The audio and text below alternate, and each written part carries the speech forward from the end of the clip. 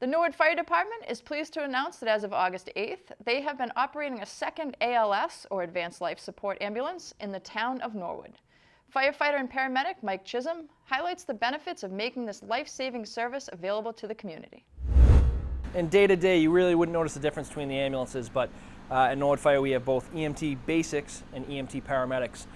The difference is honestly in schooling. Paramedic schooling is significantly longer, a lot more involved, and it involves a lot of advanced procedures that EMT basics can't do pre-hospitally. So Norwood took on paramedics in 2006 when the Norwood Hospital got rid of their fly paramedics, to call them that. They used to ride around like a Ford Bronco or pickup truck, and they would intercept and meet the basics on scene. When they discontinued that, Norwood started their own paramedic program with one paramedic ambulance, and since then we've been building towards a second paramedic ambulance to be able to provide paramedics 24/7. In the hope, and now it being a reality, that when you dial 911, one of the ambulances that you get from Norwood, if you get a Norwood ambulance with how busy we are, you'll be getting at least a paramedic level ambulance. What it means to the residents of Norwood is they're getting the highest level of care available pre-hospitally, aside from something like critical care that you see with the med flight helicopters.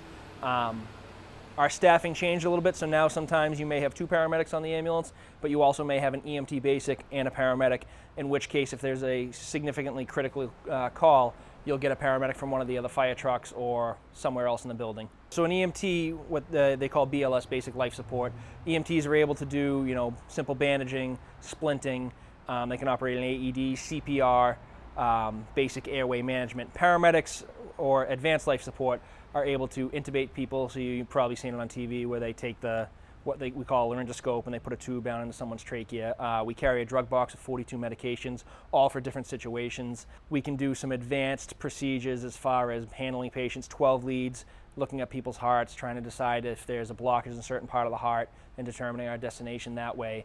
The old adage is the paramedic ambulance brings the ER to the patient's bedside. And the main success behind this program, obviously, is the guys on the trucks, the EMTs and the paramedics here at Norwood Fire. They're the ones that are coming into your house at 3 o'clock in the morning on your worst day. And if it wasn't for the guys working on these trucks and showing up, the program wouldn't have been a success. So it's truly the guys you see working on the trucks, they're the ones that this is so successful.